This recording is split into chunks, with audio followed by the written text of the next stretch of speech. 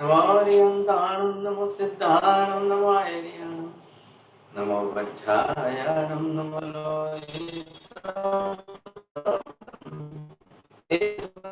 नमो सर्वपापप्रणाशनं मंगलानं च सर्वेशं भवै जय जगदेव जोनि वेयाणो जगद्गुरु जगानन्दो जगन्नाथो जगवन्तो जय जगद्वयामो जय सुयाण बाबू तीर्थयाणं पश्चिमो जय जय गुरुलोकानं जय महपा महारी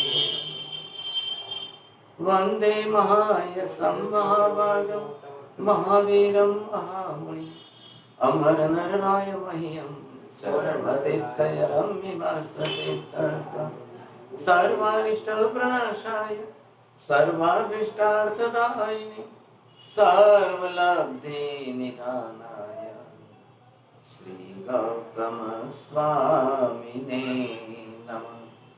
श्री सुधर्मा स्वामिने नमः। अज्ञानतिमिरन्धनं ज्ञानं जनशलाकया नेत्रमुन्मीलितं येन तस्मै श्री गुरवे नमः। धर्मलाभ सबको बहुत बहुत आशीर्वाद। सभी को सादर जय जिनेन्द्र। खंडरवाद की इस 129वीं कक्षा में आप सभी का हार्दिक स्वागत है। जैसा कि पूर्व कक्षा में हमने देखा था कि कारण कार्य के संबंध में चर्चा करते हुए कर्म सिद्धांत की ये बात की गई थी, जिसके अंदर ये चीज देखी कि कारण के होने पर ही कार्य होता है, लेकिन कारण के होने पर कार्य की सिद्धि होती है और कार्य होने पर कारण की भी सिद्धि हो जाती है। ये चीज हमने विशेष रूप से देखी थी। फिर साथ ही साथ बौद्ध की चर्चा की गई थी। गौतम बुद्ध जिनको 3 कारण से क्या हुआ था कि वो घर छोड़ करके चले गए, परंतु उस कारण जिन कारण से वे घर छोड़कर गए उस कारण का उत्तर उन्हें प्राप्त ही नहीं हुआ, और जब प्राप्त हुआ भी तो उन्होंने उसको स्वीकारा ही नहीं। कारण क्या थे कि उनको एक तो वो बुढ़ापा भी नहीं देखना था, साथ साथ गरीबी नहीं देखना था, और उसके साथ साथ एक और क्या बोलते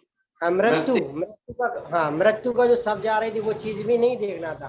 परंतु जब उन्होंने ये 3 चीज देखी तो उन्हें वैराग्य तो हुआ, लेकिन उसका वो कारण ढूंढने निकले, उसका कारण उन्हें प्राप्त नहीं हुआ। बोधि की प्राप्ति हो गई, लेकिन कर्म सिद्धांत जो था ना उन्होंने स्वीकारा, ना उनको उस चीज की प्राप्ति हुई थी। फिर महाराज साहब ने आगे बात करते हुए इस चीज की बात भी गई कि जो कार्माण वर्गणा के पुद्गल परमाणु है वे भी हमें दिखाई नहीं देते, कर्म बन रहे हैं वे भी चीज हमें दिखाई नहीं देती, कर्म के कारण भी हमें दिखाई कुछ नहीं देता, लेकिन उसको स्वीकारना भी पड़ता है। किस कारण से पड़ता है वो भी हमें पिछली क्लास में हमने जाना ही था। अब आगे की कक्षा के लिए मैं महाराज साहब से निवेदन करता हूँ। हाँ जी, बहुत बहुत धन्यवाद। हम यहाँ पर कर्म के विषय में विशेष विचारणा कर रहे हैं। देखिए, पहली बात ये समझ लीजिए कि निश्चित रूप से 11 ही गणधर अपनी गणधर बनने की पूर्वावस्था में सभी मिथ्यात्वी थे, और 11 ही गणधरों की सबकी श्रृंखलाएं मुख्य रूप से जो है वो चार्वाक मत वाली है, नास्तिक मत वाली है। इसलिए इस नास्तिक मत के अंदर आने के कारण आत्मा नहीं मानना है, कर्म नहीं मानना है, मोक्ष नहीं मानना है, स्वर्ग नरक नहीं है, पुण्य पाप नहीं है, धर्म नहीं है, देवलोक नहीं है, और साथ में पूर्व जन्म पुनर्जन्म या लोक परलोक भी कुछ नहीं है। तो 11 ही पंडित, इंद्रभूति, अग्निभूति, वायुभूति, व्यक्त, सुधर्मा, मंडित, मौर्य पुत्र, अकंपित, अचल भ्राता, मेहतारी, प्रभात स्वामी आदि सभी, ये सब इसी कक्षा के हैं। अब इस कक्षा के होने के कारण वो इस बात को स्वीकारने कोई तैयार नहीं थे। तो यहाँ पर मुख्य रूप से एक लक्ष्य दिया गया है। हम जैसे आत्मा को सिद्ध करते रहे, 108 क्लास चलाई इन्होंने, जैन फाउंडेशन वालों ने, बहुत बहुत धन्यवाद। अब कर्म को सिद्ध करने जा रहे हैं। चलिए आप पहले ये देखेंगे कि कर्म क्या है। कर्म क्रिया स्वरूप है या फिर कर्म फल स्वरूप है? दो में से क्या समझेंगे हम, किस तरह से समझेंगे? यही कर्म, अब ये कर्म जो है वो कारण है या कार्य है? कर्म कारणभूत है कि कार्य रूप है, ये देखना है। यही कर्म, अब आप ये समझिए कि ये कर्म जो है वो जड़ है, ये कर्म जड़ है कि चेतन स्वरूप है? कर्म स्वयं फल देते हैं, कर्म स्वयं अपने आप अपना फल देते हैं या कोई और अन्य फलदाता है सामने? अब रही बात ये कि कर्म कैसे फल देते हैं, कर्म क्यों फल देते हैं, ये सब बातें सामने आएगी, समझेंगे। क्या कर्म घट सकते हैं या बंध सकते हैं? क्या कर्म अपने आप ही चिपकते हैं, अपने आप ही क्षीण होकर चले जाएंगे? क्या होगा, कैसे होगा? इन बातों पर भी तो विचार करना ही पड़ेगा, समझेंगे। अब क्या आत्मा कर्म के अधीन है या कर्म आत्मा के अधीन है? अब बहुत से प्रश्न हैं, हम कितने लिखेंगे यहाँ पर। अब ईश्वर के बारे में जो विचारना विमर्श किया गया है और उसके सामने कर्म शास्त्र का विचार विमर्श जो किया गया है, इन दोनों बातों के अंदर अगर हम थोड़ा सा और गहराई में जाकर के सोचें तो मेहता जी आपको आश्चर्य लगेगा कि ईश्वरवाद के ऊपर जितना साहित्य उपलब्ध नहीं है, रचा नहीं गया है, उससे 1000 गुना लिटरेचर साहित्य कर्म सिद्धांत पर लिखा गया। इतनी अद्भुत बात है। और ईश्वरवाद के अंदर जो अंधश्रद्धा से जो लिखा गया है, हाँ जी ईश्वर ही करता है, ईश्वर ही फल देता है, ईश्वर ही, हर बात के अंदर उन्होंने ईश्वर को बैठा दिया। लेकिन अब कहीं पर भी कोई लॉजिकल, फिलॉसॉफिकल, दार्शनिकता, तार्किकता कुछ भी नहीं आ रही है, क्योंकि मूल में ही बेसिक वस्तु है कि ईश्वर को मान लो। और उन्होंने कॉम्प्लिकेशन क्या कर दिया है, ईश्वर अशरीरी है, दिखाई नहीं देता है, सशरीरी नहीं है ईश्वर, और फिर भी ऐसे ईश्वर के हाथ से सारा सर्जन करा ले, सब कुछ सर्जन करा ले, सब जीवों के लिए सारी व्यवस्था बना रहे सब। तो एक चीज जो है कि जो मात्र उन्होंने अंधश्रद्धा से उस बात को बैठा दी और बैठा करके अपने मत को सिद्ध करने के लिए उन्होंने उसको तर्क युक्ति प्रमाण दे करके असत्य को भी सिद्ध करने की मेहनत की। ध्यान से समझे इस बात को। देखिए मिथ्यात्व है, मिथ्या मत के अंदर असत्य को सिद्ध करने के लिए लोग जब बुद्धि चलाते हैं तो बौद्धिक शक्तियों से तर्क युक्ति प्रमाणों को तो दे देंगे, उससे भी बात तो बैठा देंगे, बना देंगे, समझे कि नहीं। आज भी जो है ऐसे कई सैकड़ों बुद्धिशाली आपको मिल जाएंगे कि जो लोग असत्य को भी सिद्ध करने में कई प्रकार के तर्क युक्ति प्रमाण देकर वो भी तो अपनी बातें बैठा लेते हैं, समझे कि नहीं। लेकिन कहाँ सच्चाई खरे उतरती है।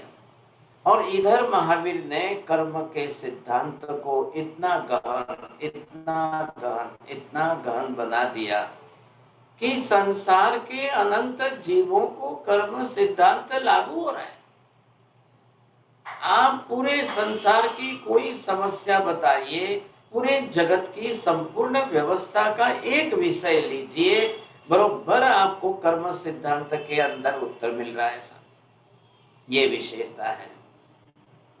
हाँ, जहां कर्म की व्यवस्था नहीं है कर्मजन्य व्यवस्था नहीं है, जहाँ कर्म के नियम सिद्धांत नहीं लगते हैं, वहां भवितव्यता को मुख्य कारण के रूप में दिया गया है। मैंने पहले भी कहा था, आपको ख्याल है कि नहीं, आप खुद समझ सकोगे। भव्यत्व यह कर्माधीन नहीं है, भव्यत्व सिर्फ और सिर्फ भवितव्यता के कारण। तो जिस भवितव्यता के अंदर जो नियम है उसको आप कर्म सिद्धांत के हिसाब से नहीं बदल सकते हो, कुछ भी नहीं कर सकते हो। ये विशेषता है, क्योंकि 5 समवायी कारण दिए है ना, ये है विशेषता। अब बताइए चौड़िया जी, आप अगर इस बात को गहराई से सोचने की, समझने की व्यवस्था करें, भवी जीव, अभवी जीव, जाति भव्य, दुर्भव्य, इन सारी बातों के ऊपर दुनिया के किसी एक धर्म ने, एक दर्शन ने विचार भी नहीं किया है, सोचा भी नहीं है। ऐसी मिथ्यात्व की ग्रंथि, गांठ, और जिसको खोलने का प्रयास और यथा प्रवृत्ति करना, पूर्व करना, निवृत्ति करना, इन बातों पर एक भी दर्शन, एक भी धर्म विचार ही नहीं कर सकता है, नहीं किया है। क्यों नहीं कर सकता है? ध्यान दीजिए, पहले यहाँ पर मैं जैन धर्म, अजैन धर्म, अन्य धर्म, जैन धर्म की बात नहीं है, इसमें सीधे पदार्थ विज्ञान की बात है। आत्मा द्रव्य है, उसके ऊपर पर पुद्गल द्रव्य कर्म के आवरण के ऊपर रूप में दबा है, और उस कर्म ने आत्मा के गुणों को दबाया है, ढक दिया है। अब उस आवरणीय कर्म को हटाने का पुरुषार्थ, इसी का नाम है धर्म। चलो, बिना शाह, how to repeat only the one sentence? कर्म को हटाना का मार्ग है धर्म। बरोबर ध्यान से बोलिए, वाक्य रचना सही होनी चाहिए ना। Sorry. पूरी धर्म व्यवस्था जो है, संपूर्ण धर्म की पूरी व्यवस्था वो कर्म सिद्धांत के अनुसार है। जैसे कर्म है, जितने कर्म है, जिस प्रकार के कर्म है, अब उन कर्मों का क्षय करके आत्मा के गुणों को प्रकट करने के लिए जो आत्मा पुरुषार्थ करे, उसी का नाम धर्म है। अब ये बात क्यों नहीं बता रहे हैं दुनिया के कोई धर्म? वो इन बातों को स्वीकारने को तैयार नहीं है, बिल्कुल ही नहीं। आत्मा है, आत्मा के अनंत गुण है, इन गुणों पर ही आवरण कर्म का है। इसी कर्म के आवरण से गुण दबते हैं, गुण ढकते हैं, गुण विपरीत भाव में प्रकट होते हैं, गुण विकृत भाव में प्रकट होते हैं।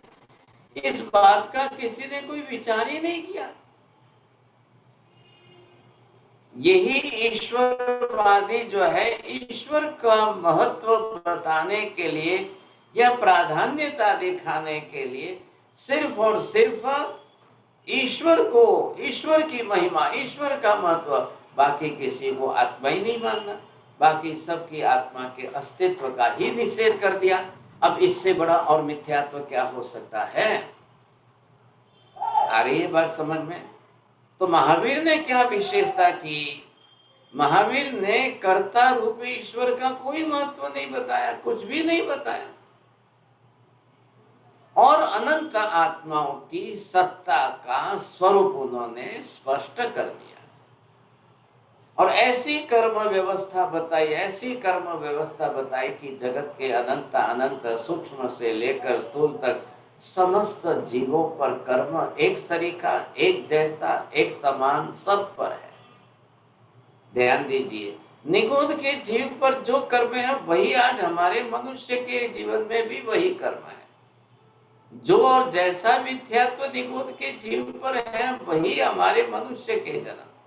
महावीर ने यहाँ तक अपनी स्पष्टता करते करते कह दिया, स्वर्ग में रहे हुए देवी देवताओं पर भी वही कर्म है, वैसा ही कर्म है, उसी प्रकार का कर्म है, उसी तरह का कर्म है। अब ध्यान से सुनिए, कर्म किसी पर हो, कर्म कोई जीव बांधे, रिजल्ट उसका सबके लिए एक सरीखा, एक जैसा। आप समझिए, कोशिश करिए। दुनिया के किसी भी कोने में किसी भी व्यक्ति को कैंसर होगा तो जो अंदर फिजिकल ऑर्गन जो डिस्टर्ब होंगे ना, तो वो सबके लिए एक तरीके ही होने वाले। क्यों होंगे साहब? कि पूरी दुनिया के 800 करोड़ लोगों की, स्त्री पुरुषों की शरीर रचना एक जैसी, एक सरीकी ही है। ये जो स्ट्रक्चर आप देख रहे हो, आंख नाक कान हाथ पैर मुंह का स्ट्रक्चर जो है, एक्सटर्नल और इंटरनल ऑर्गन्स जो है, वो सब एक तरीके, एक जैसे, कोई फर्क नहीं, किसी में कोई फर्क। और शरीर आरोग्य शास्त्र ने नियम दे दिया कि वात पित्त कफ की प्रकृति संसार के समस्त जीवों में एक तरीके। पशु पक्षी में भी वात पित्त कफ की प्रकृति वही है, मनुष्य में भी वही है। देवी देवताओं के अंदर वहां वात पित्त कफ की प्रकृति नहीं है, क्योंकि आरोग्य उनका जो शरीर है वो औदारिक शरीर नहीं है, वैक्रिय शरीर है। लेकिन वैक्रिय शरीर होने पर भी शरीर की पांचों इंद्रियां वगैरह की सारी व्यवस्था तो वही है। हमारी तरह से उनके पेट और आंतें और लीवर जो है वो नहीं है, क्योंकि उनको खाना नहीं है और पचाना नहीं है, आहार निहार की क्रिया उनकी नहीं है, तो वैक्रिय वर्गणा के पुद्गल परमाणु की व्यवस्था है।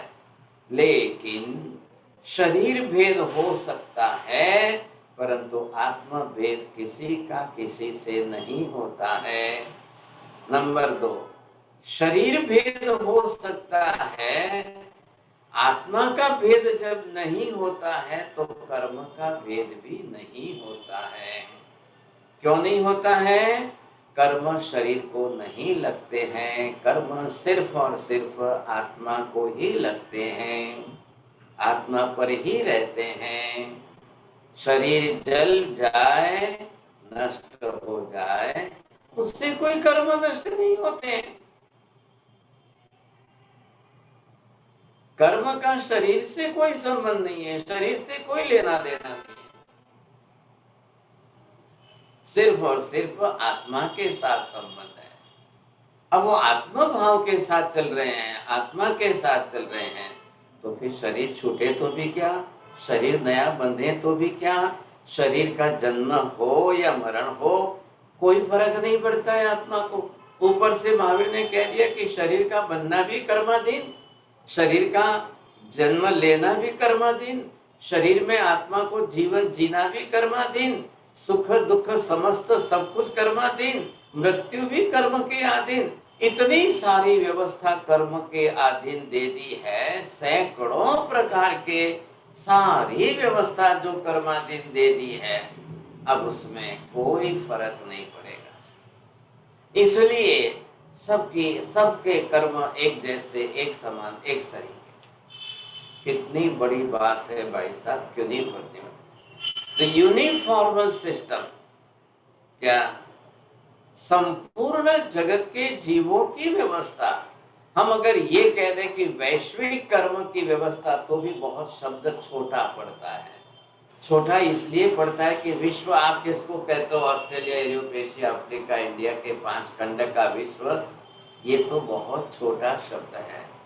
इसलिए महावीर ने लोक शब्द दिया, और लोक शब्द दे करके भगवान ने समस्त जीवों के लिए एक सरीखी, एक जैसी कर्म व्यवस्था बताई है। आप ये मत सोचना देवताओं के लिए अलग व्यवस्था है, नरक के नारकी जीवों के लिए कर्म की व्यवस्था अलग है, मनुष्यों के लिए कर्म का सिद्धांत अलग है, पशु पक्षियों के लिए कर्म का सिद्धांत अलग है, चींटी मकोड़े के लिए कर्म का सिद्धांत अलग है, निगोद के जीवों के लिए कर्म का सिद्धांत अलग है। ऐसा मत सोचना। क्यों नहीं सोचना है? बस एक ही कारण, सिर्फ इतना ही है कि सबकी आत्मा है, आत्मा पर कर्म है, शरीर पर कर्म नहीं है। ध्यान से सुनिए, आत्म तत्व की दृष्टि से संसार में कहीं कोई भेद ही नहीं है, तो फिर कर्म की दृष्टि से संसार में कोई भेद हो ही नहीं सकता है। समस्त जीवों के साथ वही कर्म है। शरीर भेद से संसार मत देखिए। शरीर तो आत्मा ने धारण की हुई पर्याय है। शरीर आत्मा की बनाई हुई पर्याय रहने के लिए अनिवार्य है।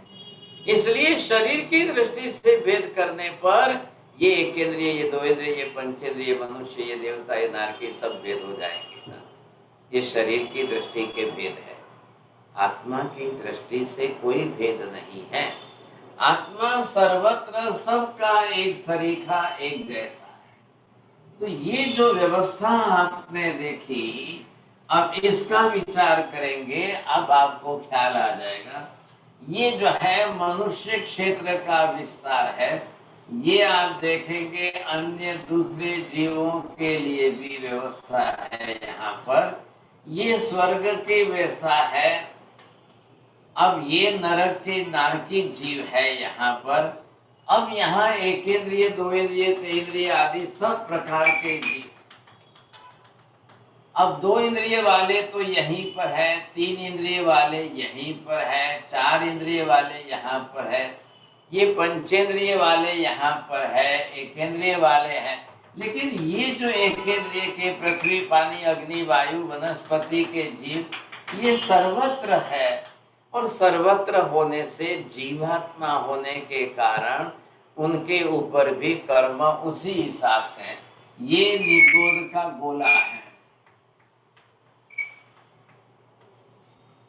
और इस निगोद के गोले के अंदर ये इसके अनंत निगोद के हाँ जी, एक निगोद के गोले में अनंत जीव है और अनंत आत्माएं सभी एक शरीर की एक जैसी है। अब इनको निगोद के गोले में इन जीवों के ऊपर 8 कर्म है। इधर देखिए, निगोद के आत्मा पर भी 8 कर्म है। ये एकेंद्रिय जीव है। अब ये पृथ्वी काय के सूक्ष्म जीव है, ये पानी के सूक्ष्म जीव है, ये अग्नि के सूक्ष्म जीव है, ये वायु के सूक्ष्म जीव है, ये साधारण वनस्पति काय के जीव है। यहाँ पर जो है ये प्रत्येक वनस्पति काय के जीव है, ये प्रत्येक वनस्पति काय के सूक्ष्म जीव है। अब आत्मा सर्वत्र जो जहाँ पर जिस प्रकार से है, अब ये सब एकेंद्रिय जीव है और इन प्रत्येक को एक एक को 8 कर्म सबके हैं। 8 कर्म इनके सबके हैं, कोई जीव बाकी नहीं। अब यहाँ पर इतनी बड़ी व्यवस्था जो महावीर बता रहे हैं, इतनी बड़ी व्यवस्था। नरक के नारकी जीव कितने हैं संसार में? 7 नरक में असंख्य नारकी जीव। ये स्वर्ग है, यहाँ पर देवी देवता है। अब यहाँ पर जो है, यहाँ पर नरक देवी देवता को सबको 8 प्रकार के सभी कर्म है। मनुष्य को यहाँ पर 8 कर्म सब प्रकार के हैं। अब ये 2 इंद्रिय, 3 इंद्रिय, 4 इंद्रिय जो भी है, इन सबको भी 8 कर्म बरोबर सब प्रकार के हैं। इतना एनालिसिस करना, ध्यान रखिए। ये आप चित्र जो देख रहे हो, तो कर्म थ्योरी जगत के अनंत जीवों को एक समान, एक सरीखे, एक रूप में लागू हो रही है। ये कितनी बड़ी व्यवस्था है। अनंत जीव है और इन अनंत जीवों को सबको लागू हो रही है। ये मैंने आपको बताया कि निगोद के जीव है और 8 कर्म है। अब इन जीवों को जो मिथ्यात्व मोहनीय कर्म है, देवी देवताओं में वहां जो मिथ्यात्व मोहनी है, नरक के नारकी जीवों में जो मिथ्यात्व मोहनी है, ये एकेंद्रिय आदि पृथ्वी, पानी, सबके अंदर पड़ा हुआ है। वही मिथ्यात्व है। ऐसा ही मिथ्यात्व सब में पड़ा है, कोई बाकी नहीं है साहब। इस प्रकार के मिथ्यात्व को, मोहनीय कर्म की प्रकृतियों को लेकर अब कर्म शास्त्र केवली भगवान ने इतना व्यापक रूप में बताया। इधर देखिए, अभी आपने क्या देखा है? सिर्फ 8 कर्म। लेकिन 8 कर्म नहीं, अब ये तो मूल कर्म है। इसका नाम क्या दिया है? ये मूल कर्म और ये इसकी प्रकृति। अब ये 8 मूल कर्म हो गए और ये 158 जो है, ये 158 इंटरनल सब डिविजनल प्रकृति है। अब महावीर ने क्या किया, कर्म शास्त्र की व्यवस्था करते हुए एक जनरल, सामूहिक रूप से, सार्वजनिक रूप से अब संसार के अनंत आत्माओं की कर्म से व्यवस्था कर दी और 158 सब डिविजनल इंटरनल कर्म प्रकृतियों का विस्तार करके बता दिया। अब आप ध्यान से समझिए अच्छी तरह से। और ये व्यवस्था कैसी बताई है, परमानेंट सिस्टम बताई। परमानेंट का मतलब क्या, वो महावीर ही बता रहे हैं क्या? आदिनाथ भगवान ने कोई 9 कर्म बताए थे, 10 कर्म बताए थे? जी नहीं। एक कोड़ा कोई सागरोपम के पहले हुए आदिनाथ भगवान ने 8 कर्म, 158 प्रकृति और इतने अनंत जीव, जो जैसा स्वरूप जिस तरह का बताया वही वैसा ही स्वरूप महावीर ने भी बताया, एक अक्षर का फर्क नहीं। आज महाविद्या में सिमंदर स्वामी यही स्वरूप, ऐसा ही स्वरूप रेगुलर बता रहे, प्रतिदिन बता रहे, वहां पर समोसन में भगवान देशना दे रहे, क्योंकि वर्तमान में जो है 20 तीर्थंकर विचरण कर रहे हैं। तो 20 तीर्थंकर अपनी तरह से ये जो शाश्वत व्यवस्था बता रहे हैं। अब मैंने शब्द प्रयोग किया है शाश्वत व्यवस्था, परमानेंट सिस्टम। अब आप भी समझ गए शाश्वत अर्थ, शाश्वत शब्द का अर्थ क्या है? सदाकाल, तीनों काल। अब तीनों में कितना लेंगे? बीते अनंत भूतकाल में कर्म की व्यवस्था एक सरी की, एक जैसी एज इट इज वर्तमान में है, पूरे लोक में है, समग्र लोक में सर्वत्र है, और भविष्य के अनंत काल तक इन कर्मों की व्यवस्था एक सरी की, एक जैसी एज इट इज रहेगी। अब आप समझ गए इस बात को। इतना बड़ा व्यापक विषय है, इतना बड़ा व्यापक विषय है, क्यों किसी ने नहीं सोचा? क्यों कोई नहीं इसको विस्तारित कर रहे हैं? क्यों इस व्यवस्था को स्वीकार क्यों नहीं कर रहे हैं? क्यों इस व्यवस्था को नहीं बैठा रहे हैं? थोड़ा और ध्यान से सोचना। वैदिक दर्शन ने हिंदू धर्म के अंदर वहां पर जो है अनंत आत्माओं के अस्तित्व का ही निषेध कर दिया है, तो फिर कर्म किस पर लगेंगे, कर्म किस पर रहेंगे? बोलो हंसाबेन, कर्म आधारभूत है कि आधे रूप है? बोलिए राहुल जी। कर्म आधे है, आधार रूप तो आत्मा है। हाँ बहुत अच्छा, चलो फर्स्ट प्राइज आया आपका। आधार आत्मा है, आत्मा के बिना कर्म संभव नहीं है। आत्मा मूलभूत आधार रह गया, कर्म आत्मा पर रहेंगे, आत्मा पर टिकेंगे नहीं तो नहीं रहेंगे। तो ये सब आत्मा है कि नहीं है?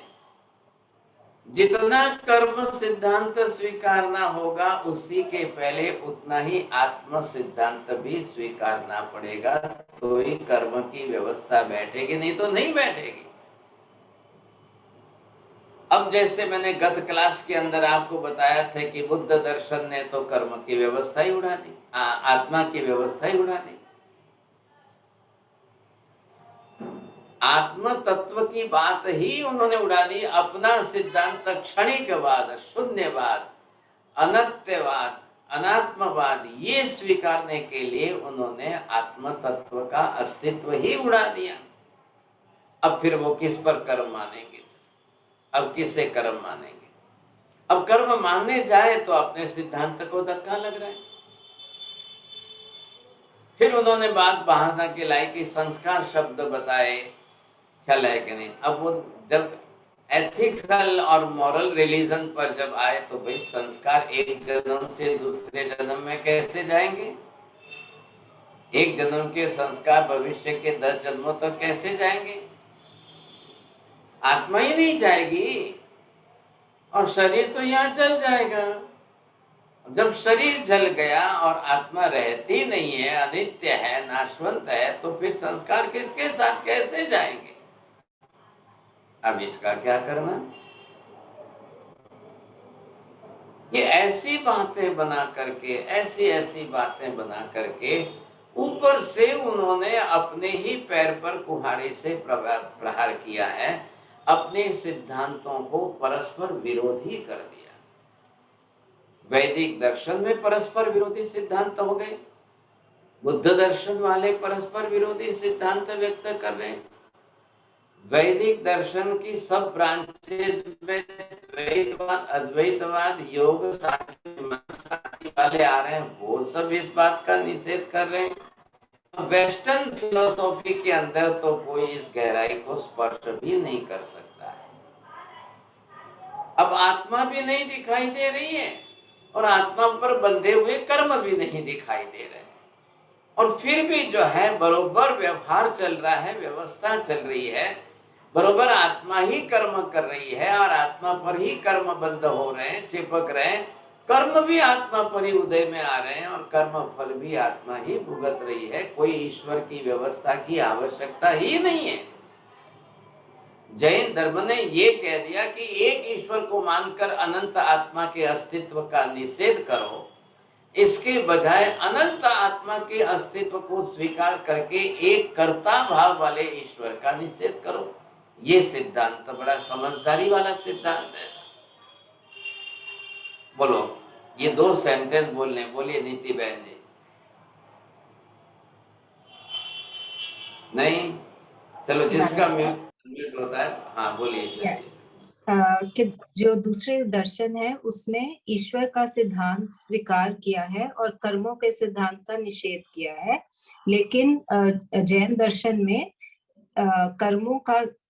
कर्मों का सिद्धांत स्वीकार किया है, लेकिन ईश्वर का कर्ता के रूप में सिद्धांत स्वीकार नहीं किया है। अरे 2 में से आपको सत्य कहाँ किसमें दिखाई दे रहा है? वास्तविकता, द रियलिटी आपको किसमें दिखाई दे रही है? मैंने आपको क्या कहा? द क्रिएशन थ्योरी स्वीकार करके जो कर्तृत्ववादी ईश्वरवादी है, ईश्वर ही सृष्टि का करता है, वही सर्जन करता है, वही संचालन करता है, वही विसर्जन करता है, इस मान्यता के अंदर हिंदू धर्म, वैदिक दर्शन, ख्रिस्ती दर्शन, इस्लाम दर्शन, जरथोस्ती, ये सब एक ग्रुप में आ गए, सब एक ग्रुप के अंदर है। तो उनको क्या करना पड़ा? अनंत आत्माओं के अस्तित्व का, the existence of the infinite numbers of the soul, सबका निषेध करना पड़ा। नहीं करे तो ईश्वर का अस्तित्व, ईश्वर का महत्व नहीं बढ़ रहा है, ये उनकी तकलीफ है। और ईश्वर के कर्ता भाव को टिकाने के लिए अनंत आत्माओं के अस्तित्व का निषेध किया। अब अनंत आत्माओं के अस्तित्व का निषेध करने से सबके ऊपर कर्म का निषेध हो गया। आपने ये देखा है ना, अग्निभूति गौतम इसी बात को लेकर के शंकाशील बने हैं। ईश्वर ईश्वर ईश्वर ईश्वर, सर्वत्र ईश्वर, सर्वत्र ईश्वर, सर्वव्यापी ईश्वर, सर्वव्यापक ईश्वर, ईश्वरी ईश्वर, सब कुछ है, ईश्वरी है, तो फिर ये क्यों बीच में ला रहे हो कर्म कर्म कर्म कर्म? इस कर्म सिद्धांत को स्वीकारने जाने से ईश्वरवाद को, ईश्वर के सिद्धांत को बड़ा धक्का लग रहा है। पहले मूल बात समझ लो, ये लड़ाई किसके बीच की है? ये लड़ाई सत्य और असत्य के बीच की है, सम्यक और मिथ्यात्व के बीच की लड़ाई है। तो वो कर्म सिद्धांत का निषेध कर रहे हैं और जैन ईश्वरवाद के कर्तृत्व का निषेध कर रहे हैं। अरे ये बात समझ में आपको? दोनों तरफ से आप बरोबर फाइटिंग देख लो, बौद्धिक लड़ाई आप समझ लो, समझे कि नहीं? और इतनी बड़ी व्यवस्था, सुव्यवस्थित व्यवस्था बैठाने के लिए अब आप बोलो कि एक कंसेप्ट इसमें से खोलो निगोद का। निगोद के जीवों पर महावीर ने 8 कर्म कैसे बैठाए, किस तरह से दी व्यवस्था, और 158 में से उनके विभाग में कितनी प्रकृतियां आई। एकेंद्रियों के लिए पृथ्वी पानी अग्नि वायु वनस्पति के लिए कितनी व्यवस्था आई, कितने कर्म, कितनी कर्म प्रकृतियां।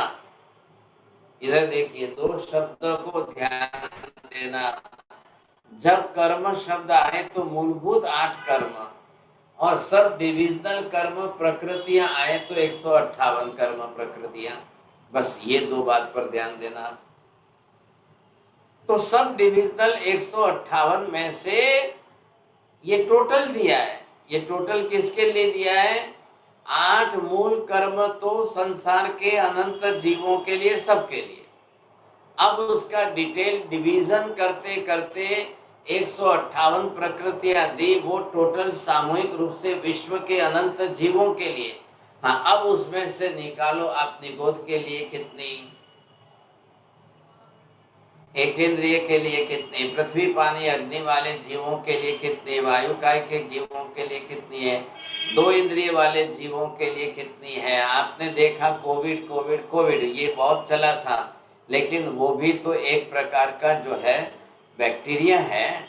वो बैक्टीरिया मतलब 2 इंद्रिय जीव है, और वो पॉइजनस होने के कारण उसको वायरस की संज्ञा दी है। वो मनुष्य शरीर में प्रवेश करता है नासिका द्वारा, और जा करके आपके शरीर का कफ, उस कफांश में जो प्रोटीन है उसको खा करके वो अपना मल्टीप्लिकेशन करता है। कोविड ये कोई अजीब तत्व नहीं है, जड़ द्रव्य नहीं है, पुद्गल द्रव्य नहीं है, परमाणु नहीं है, जीव है, 2 इंद्रिय वाले जीव है। तो ही वो जाकर मनुष्य शरीर के आहार में जो कफांश है उसको आहार के रूप में ग्रहण कर रहा है। बस बात ये है। अब ये जो चक्कर चल रहा है, इस पर सारी व्यवस्था, एक एक जीव। अब इसके नरक के नारकी जीवों की कौन सी प्रकृति है, कितनी प्रकृति है। 8 कर्म तो मूलभूत है, लेकिन इन 8 कर्मों में से सब डिविजनल कितनी प्रकृति इसको लागू हो रही है। यहां तक कि महावीर ने तो तीर्थंकर बनने वाला भी, बनाने वाला भी, जो शुभ पुण्य कर्म है उसको भी नाम कर्म के विभाग में एक कर्म की संज्ञा दे दी, जिन नाम कर्म। तो ये एक नाम कर्म मतलब नाम कर्म के विशिष्ट पुण्य प्रकृति ऐसी है कि जो जीव उपार्जन करे वही तीर्थंकर बन सकता है। तीर्थंकर भगवान बनना भी एक शुभ कर्म के अधीन है। वो एक स्पेशल कर्म प्रकृति बताया है, वो इसी 158 में है। अब ये बात तो कोई अजैन तो नहीं स्वीकारेंगे ना। वैदिक धर्म वाले, हिंदू धर्म वाले, अन्य धर्म वाले ये बात तो स्वीकारेंगे नहीं। वो तो कह रहे हैं ईश्वर तो कर्म सत्ता से ऊपर है, ईश्वर को कोई कर्म वरम कुछ नहीं लगता है, ईश्वर सब प्रकार के इन कर्म सत्ताओं से ऊपर अलिप्त है साहब, उसको कुछ नहीं लगता है। महावीर कह रहे हैं नहीं भाई साहब, ये भी बात नहीं बैठेगी। जब तक कोई तीर्थंकर नाम कर्म की विशिष्ट पुण्य प्रकृति उपार्जन नहीं करेगा, वहां तक वो खुद भी तीर्थंकर भगवान नहीं बनेगा। वो तीर्थंकर भगवान नहीं बनेगा। अब ये प्रक्रिया प्रकृति देकर, इस कर्म की प्रकृति को देकर महावीर ने जैन धर्म में भगवान बनने की पूरी एक मेथड, प्रोसेस बता दी। भगवान बनने की एक पूरी प्रक्रिया बता दी। दुनिया का कोई धर्म भगवान बनने की प्रक्रिया नहीं बता रहा है। बुद्ध को पूछा गया आप कैसे भगवान बने, है कोई प्रक्रिया? वो जवाब दे रहे हैं कि मैं बोधि वृक्ष के नीचे बैठा मेडिटेशन करता था, ज्ञान प्रकट। तो दूसरे लोगों ने बोला कि हम भी कल से बैठ जाते हैं, लाइन लग जाएगी लोगों। बोधि वृक्ष के नीचे बैठना करना आदि जो भी है तो लाइन लग जाएगी। दिन तक हजारों लोग बैठे, किसी को कुछ नहीं ज्ञान हुआ, कोई ज्ञान नहीं हुआ। इतना बोधिसत्व के हिसाब से बुद्ध को ज्ञान हुआ, फिर वो सोते क्यों रहे? फिर नींद लेना, फिर सोना आदि, फिर उनकी प्रवृत्ति आहार निद्रा आदि की क्यों चली? कोई कारण नहीं है, कोई कारण बता ही नहीं रहे। इसलिए इस तरह से हिंदू धर्म ने भी ब्रह्मा विष्णु शंकर की व्यवस्था बता करके कर्मवाद के सिद्धांत को उड़ा दिया। कर्मवाद का सिद्धांत ही निकल गया। तो जिन्होंने भी कर्मवाद का सिद्धांत हटा दिया, निकाल दिया और ईश्वरवाद के कर्तृत्व भाव को बैठाया, तो सारी व्यवस्था चरमरा गई। क्योंकि अनंत जीवों के संसार में सब जीव का सुख दुख तो है ही। कहां से बैठाओगे व्यवस्था? अब ईश्वर सातों नरक में रह करके नरक के नाकी जीवों को रेगुलर पनिशमेंट देने का काम ईश्वर का है क्या?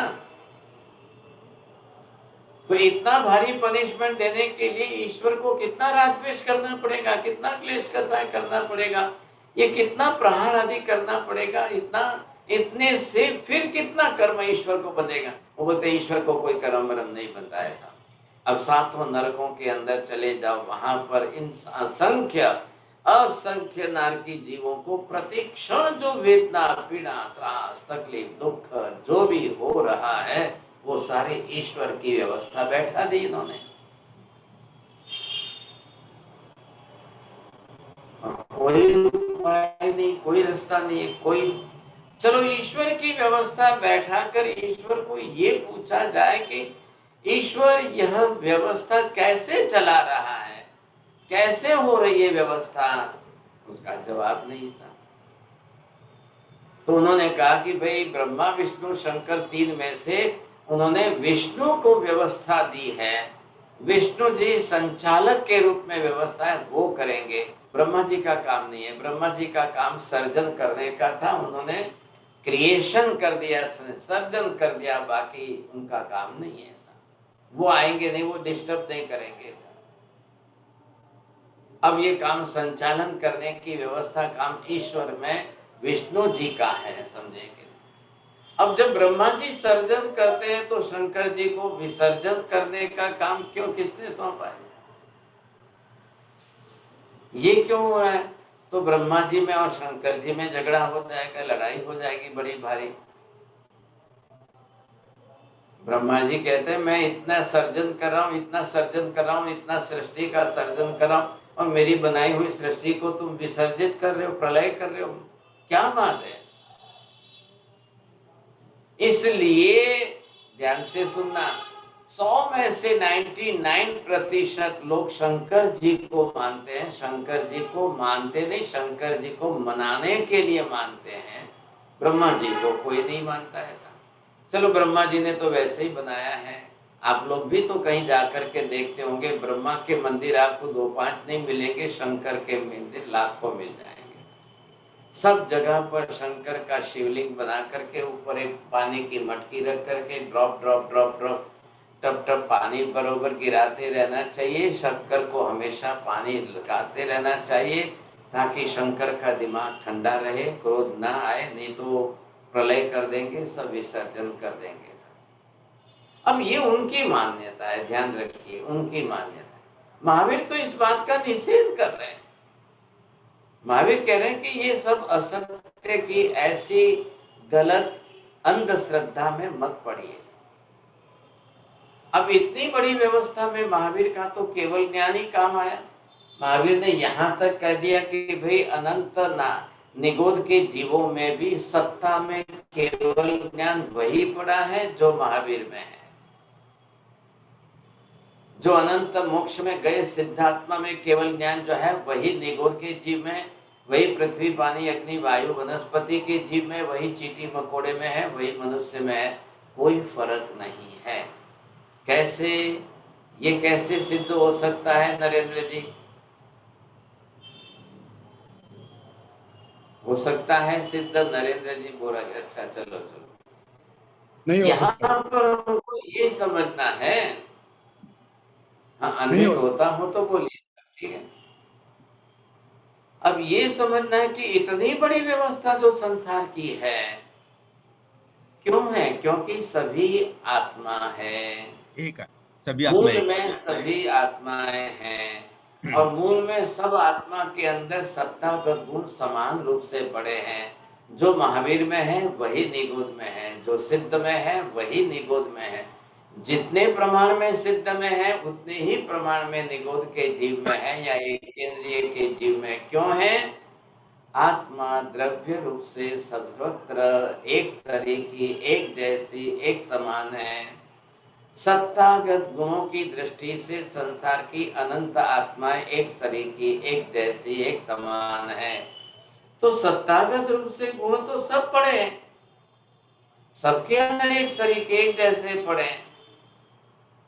अब गुणों को ही ढकना, गुणों को ही दबाना, गुणों को ही विकृत करना, गुणों को ही विपरीत करना, गुणों को ही अल्प प्रमाण में प्रकट करना, यही तो कर्म का कार्य है। तो ये जो व्यवस्था दी है, समझे कि नहीं? ये क्यों दी है, किसके लिए दी है फिर?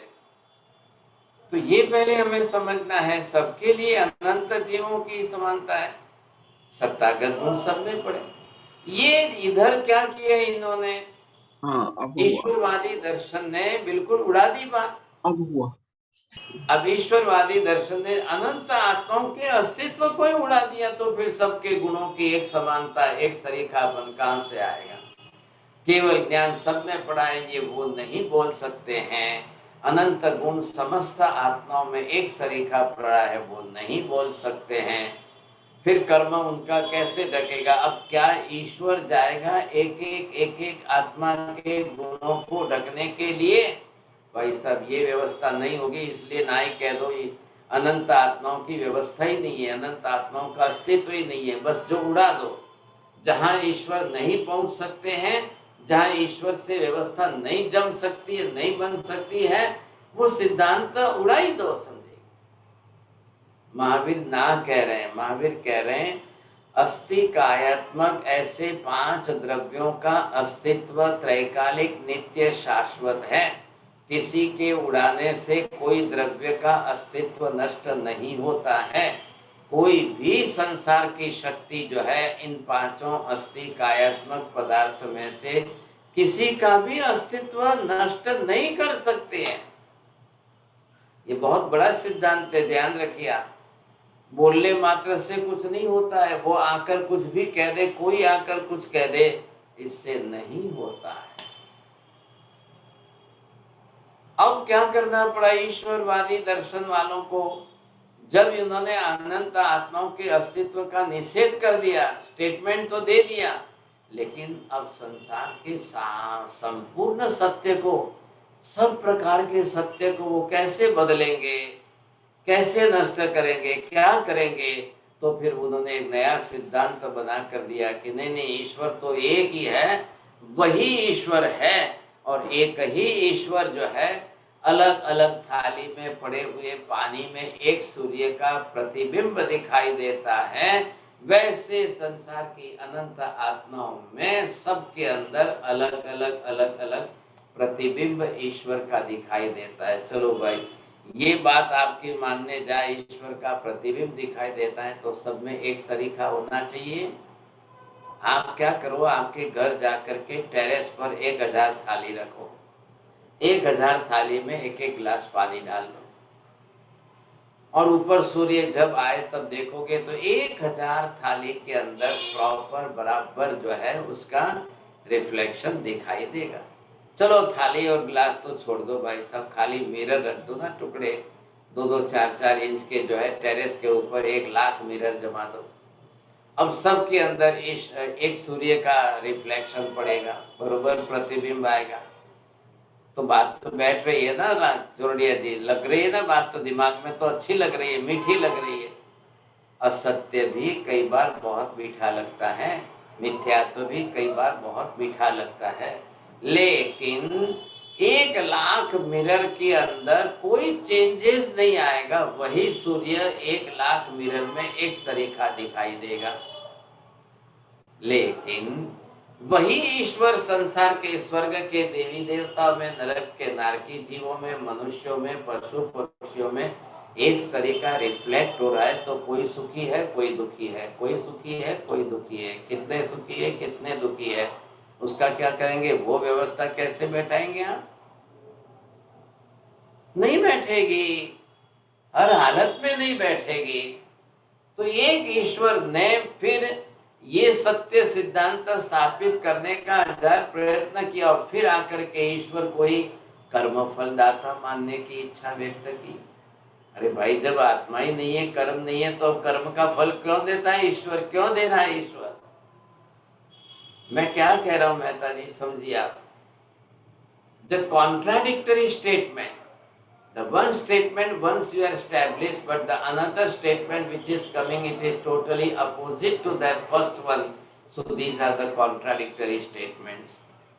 केवल ज्ञानी, अनंत ज्ञानी कभी भी परस्पर विरोधाभासी सिद्धांत स्थापना नहीं करते हैं।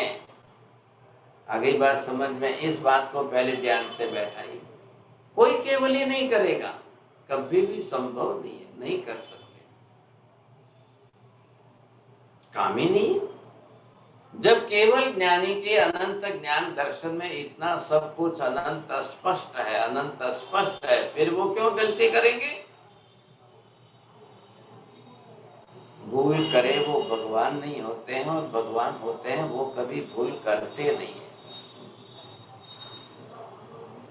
असत्य की स्थापना करना बहुत बड़ी भूल है। मिथ्या सिद्धांतों को बनाना जगत की सबसे बड़ी भूल है। भूल करने वाला कोई एक कर लेगा, लेकिन उस भूल की परंपरा जो चलेगी चलेगी चलेगी चलेगी, कितने लोगों तक चलती चलती चलती रह जाए। ये गलती कभी नहीं करनी है। एक व्यक्ति का कर्तव्य है, एक अंतिम सत्य का सिद्धांत स्पष्ट करिए और वो जगत के समस्त जीवों को एक सरीखा दीजिए, तब जाकर के सत्य की स्थापना होती है, सत्य का व्यापक सिद्धांत बनता है, नहीं तो नहीं बनता है। क्या हो गया? हाथ ऊपर किया आपने, 8-1 हो गए। चलिए साहब बोलिए, समय फास्ट चला जाता है। महाराज साहब, मैं आपने फरमाया महाराज से कि बौद्ध दर्शन है जो अनित्य, शून्यवाद, क्षणिक बोलते हैं, तो आत्मा का स्वरूप क्या बोलते हैं? आत्मा किस स्वरूप में वो क्या बोलते हैं? वो तो ये कह रहे हैं आत्मा क्षणिक है, नाशवंत है, आत्मा रहती नहीं है, नष्ट हो जाती है। फिर कैसे बोलेंगे, क्या बोलेंगे, कैसे बताएंगे? They are giving the example, just see the flow of the river is flowing. If you will put your finger and if you will take out your finger, but you can't put the finger in the same water because that water in the flow, it is just went away. If you are second time when you will put the finger, it is not the same water, but that water is already gone. बात कितनी अच्छी मीठी लगती है ना आपको? अच्छा, जहर में भी शक्कर मिला दो ना तो वो भी मीठा लगता है। अच्छा महाराज पॉइजन साहब, में भी शक्कर मिला दो वो महाराज साहब, ये जो असत्य के सिद्धांत को जिन्होंने स्थापना की वैदिक व वैद्य दर्शन में और भी वर्ल्ड में कहीं, तो वो तो स्थापना करके चले गए, बाकी आदमी उन्हीं की मान्यता पर चलते हैं, तो उनका पाप तो उस आदमी को भी तो लगेगा ना जो ये असत्य स्थापना करके गया था। बिल्कुल, आपका कहना बरोबर है, लेकिन ये कौन सोचेगा ऊपर से? ये किसको सोचना है? ये विचार भी तो नहीं कर रहे ना कोई। ये तकलीफ है। सब जितने मेरे असत्य के कारण जितने लोग मेरे असत्य को पकड़ के चलेंगे, वो सब उस असत्य के भागीदार बनेंगे और इतने लाखों करोड़ों लोगों को पर इतने बड़े असत्य में चलाने का पाप उसके ऊपर जाएगा। तो इसलिए कहते हैं कि भूल से भी एक भी मिथ्या वचन मत बोलो।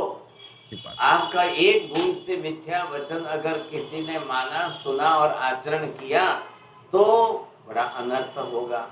महावीर ये कह रहे हैं और आज सिमंदर स्वामी प्रतिदिन यही प्रयत्न कर रहे हैं कि लोगों में से असत्य कैसे टले और कैसे लोग सम्यक दर्शन को प्राप्त करें, अंतिम सत्य को कैसे स्वीकार करें। इसके लिए सिमंदर स्वामी प्रतिदिन देशना दे रहे हैं, बस वो यही काम कर रहे हैं। साहिब जी, आपने शुरू में कहा कि इतने ईश्वरवाद पे बुक नहीं लिखा गया जितना कर्म के ऊपर लिखा गया है, तो फिर उन्होंने कर्म में लिखा क्या है? उन किताबों में क्या लिखा है उन्होंने कर्म के बारे में? उनके नहीं, जैन दर्शन ने कर्म सिद्धांत की स्थापना की। उस कर्म सिद्धांत पर हजारों ग्रंथ बन गए, इतना विस्तार हो गया। वो तो स्वीकारते नहीं तो वो क्यों लिखेंगे? वो मैं समझी कि फिर उन्होंने क्या लिखा है, मैं समझी उन्होंने लिखा है। सॉरी, भगवान, मेरे को मिच्छामी दुक्कड़म साहिब जी। उन्होंने तो ईश्वरवाद की स्थापना की। ईश्वरवाद के ऊपर उन्होंने जितना नहीं लिखा है उससे 1000 गुना साहित्य जैन धर्म ने कर्म सिद्धांत पर बनाया और इतना गहन बनाया, इतने डिटेल में बताया कि निगोद के जीव जो दिखाई भी नहीं देते हैं उनके ऊपर 8 कर्म की व्यवस्था। इतना बड़ा कार्य तो दुनिया में कोई नहीं कर सकता है। ये एक एक वाक्य सुन करके, एक एक सिद्धांत समझ करके ऐसे केवलियों को 1000 बार हम वंदन नमन करते जाए, यही विशेषता है। बोलिए नीति बहन जी। हाँ जी महाराज साहब, मेरा प्रश्न था कि जैसे संसार में सब जीवों पर कर्म है, बहुत है, 158 प्रकृति है, तो मैं विद रेफरेंस टू काल समझना चाह रही थी कि अवसर्पणी काल और उत्सर्पणी काल की जो आत्माएं हैं उनके कर्मों में थोड़ा मतलब सॉरी कोई फर्क नहीं, कोई कर्म अलग अलग रहेंगे। भवितव्यता काल, अवसर्पिणी उत्सर्पिणी यह व्यवस्था कालिक व्यवस्था नहीं है, ये भवितव्यता की व्यवस्था है। उस काल में होने वाले जीव अपनी तरह से जो है वो कर्म बांधेंगे, वो काल के अनुरूप वैसे कर्म बांधेंगे। छठा आरा आएगा तो जीव ऐसे कर्म बांधेंगे कि उनको 20 बरस का ही आयुष्य वाला क्षेत्र मिले। Right right right. क्योंकि छठे आरे में भी महाविद्य तो अलग ही है ना। महाविद्य में तो आराओं की व्यवस्था ही दी है। हमारे यहाँ छठा आरा होगा, 20 बरस के आयुष्य में लोग इतने दुखी होंगे। महाविद्य में तो आराओं की व्यवस्था ही नहीं है, तो वहां पर तो 84 लाख पूर्व का आयुष्य आज भी चल रहा है, छठे आरे के टाइम भी चलता रहेगा। ये भवितव्यता की व्यवस्था अलग है। आ रहा है ख्याल में? ये जो कर्म बांधेंगे क्षेत्र में, जिस क्षेत्र में जाना है, जिस काल में जाना है, जहाँ जो काल चल रहा है। महावीर स्वामी देवलोक में 10वें प्राणक देवलोक में 20 सागरोपम के आयुष्य वाले 26वें जन्म में थे, लेकिन वहां से उनको उतर करके मनुष्य में यहाँ आना है, तो वहां रहकर उन्होंने 72 बरस का ही आयुष्य बांधा है। जबकि यहाँ देवलोक के अंदर वो 20 सागरोपम का इतना बड़ा लंबा आयुष्य लेकर इतने ऊंचे देवलोक में जीवन जी रहे थे, लेकिन आना इधर था, इस धरती पर और इस काल में, इस आरे में, तो 72 बरस का आयुष्य बांध करके यहाँ पर आए। अब मान लो कि आपको आज यहाँ से महाविद्य में जाकर अगला जन्म लेना हो तो 100-200 बरस के आयुष्य से नहीं चलेगा। 84 लाख पूर्व का बांध करके वहां जाना तो काम आएगा। फिर 100 बरस का बांधोगे तो फिर बेंगलोर में ही आओगे आप। हाँ जी, हो गया। बोलिए राहुल साहब जी, ये नरक के नीचे क्या बनाया है आपने? नरक के नीचे 8 कर्मों का फिगर। ये निगोद की गोले के नीचे एक और गोला बनाया ना, ये किस चीज का है? हाँ ये वाला निगोद का ही, कोई भी निगोद के ही जीव है सब। ठीक, गोला है निगोद का। नमो ओरियंताणम, नमो सिद्धाणम, नमो आर्याणम, नमो वज्रायणम, नमो सर्वसाहुणम। एसु पंच नमोकारो सर्व पाप प्रणाशम मंगलाणं च सर्वेसिं परमं भवै मंगलम। मंगलम भगवान वीरु, मंगलम गौतम प्रभु, मंगलम स्थूलिभद्राद्या जैन धर्मोस्तु मंगलम। चत्तारि मंगलम अरिहंता मंगलम सिद्धा मंगलम साहु मंगलम केवली पन्नतो धम्मो मंगलम चत्तारि लोकोत्तमा अरिहंता लोकोत्तमा सिद्धा लोकोत्तमा साहु लोकोत्तमा केवली पन्नतो धम्मो लोकोत्तमो चत्तारि शरणं पवज्जामि अरिहन्ते शरणं पवज्जामि सिद्धे शरणं पवज्जामि साहु शरणं पवज्जामि केवली पन्नतं धम्मं शरणं पवज्जामि सर्वमङ्गलमाङ्गल्यं सर्वकल्याणकारणं प्रधानं सर्वधर्माणां जैनं जयति शासनं। धर्मलाभ बहुत बहुत आशीर्वाद।